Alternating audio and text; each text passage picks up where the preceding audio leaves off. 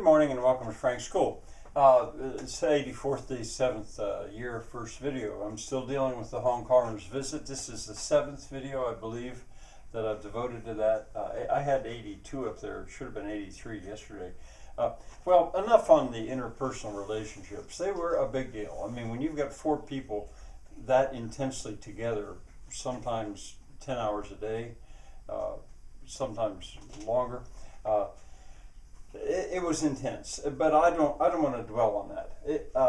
I want to go on, but I'm going to stay with the academic part for a while. There was, in a way, you could say the mornings and later on the evenings were devoted to academics in a way, and then the middle of the day, the afternoons, devoted to the outdoor experience. Well, I at some point had decided that I would undertake the chronological survey because they could handle it. I thought, well, let's just see how far it would go. Well, they had never heard of Gilgamesh, and I explained to them this is the world's oldest known story, and I kind of got them ready for that. And then I went upstairs, and on the porch then I said, I'm going to tell you a story. And we went out on the porch. I wanted to sit down. It's one of the things I've realized as I've gotten older, this standing all the time when I teach, which I did for 35 years or whatever, as I taught in public schools. I stood. I didn't sit at a desk. I stood while I taught. It was an athletic event. But I get tired, partly with the stuff on the farm and then standing. And I want to sit down after a while. So I said, we'll go up on the porch and I'm going to sit down and I'm going to tell you a story. Well, I told them Gilgamesh. And Gilgamesh, they loved it. And I don't really think of myself as that great of a storyteller.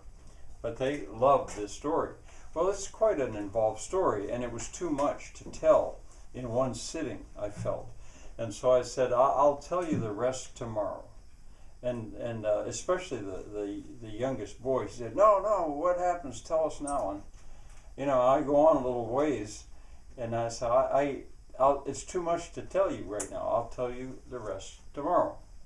And it was driving him crazy.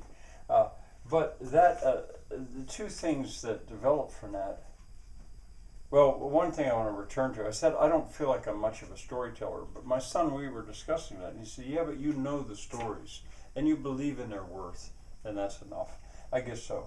In any case, that reminded me of Arabian Nights, Scheherazade, who would interrupt her story just before the climax in order to keep herself alive for the next night. I don't know if you know about that story. If not, check it out. Anyway, I was in that situation. They desperately wanted to know what happened next, and in a sense, they just waited throughout the next day until we would sit down on the porch again and I would finish that story. Well, so storytelling, that impressed me, and I thought, I'm loaded with stories, and they want to hear stories. I can tell them stories. And I, of course, began to think about Arabian Nights. Well, another thing that developed was my use of videos. And now, at first, when I taught in public school, I used videos a lot. My course was basically structured like this. In a given 42 minutes, there'd be class vocabulary, then there'd be a main event, either grammar or introduction to some foreign language, very often the humanities, and then I would try to end the 42 minutes with a 5 or 10 minute, not 10, usually 5-minute clip of some video. This was the way I structured my class. Well, that I have not been able to do that online. Class vocabulary, I tried hard for 2 or 3 years, and I just could not make it catch on. It did not work.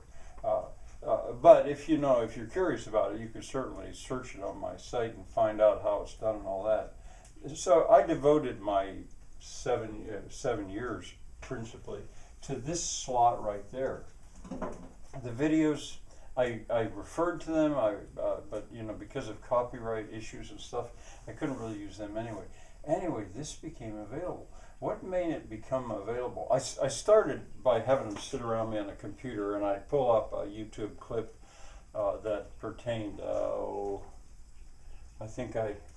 also used Quest for Fire Clan of the Cave Bear. I used Caveman, that silly movie with Ringo Starr. You could find these video clips you can find them quoted on YouTube, and I was doing that, but it wasn't working all that well.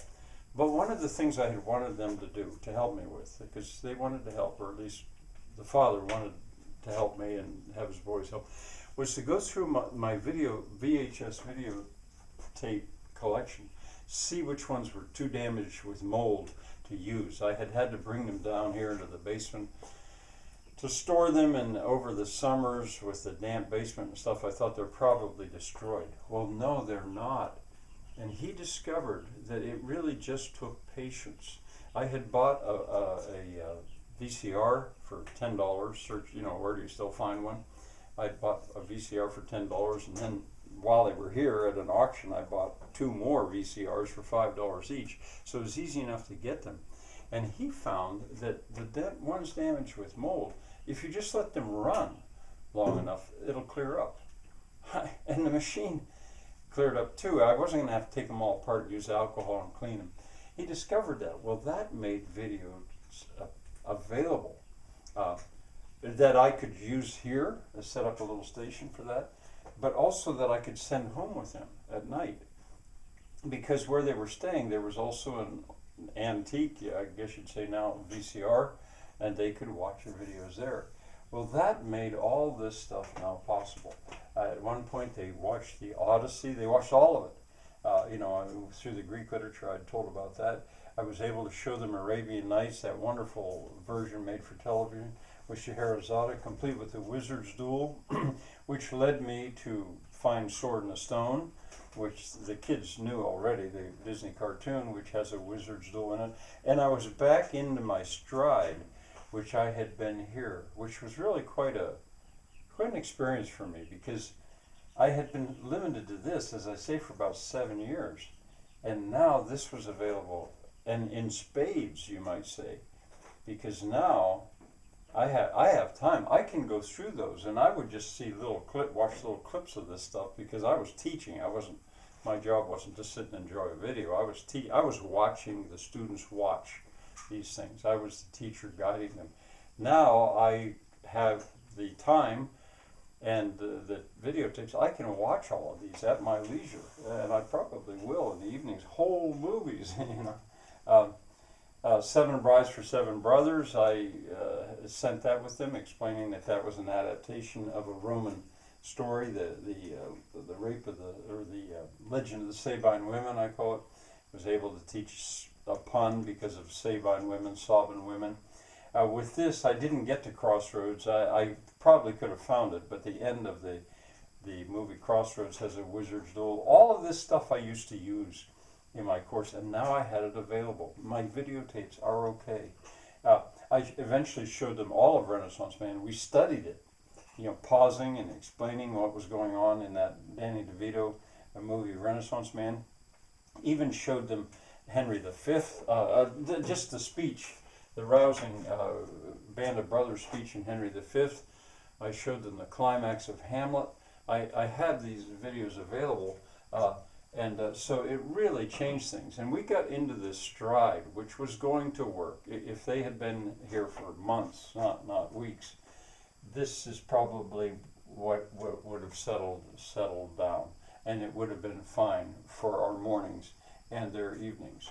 So it has affected my online school, and will affect it. I'm not going to be able to use them now, but I think I'm going to go back through and re-quote or re-mention all these various videos that I used. I've started here, and I probably will again.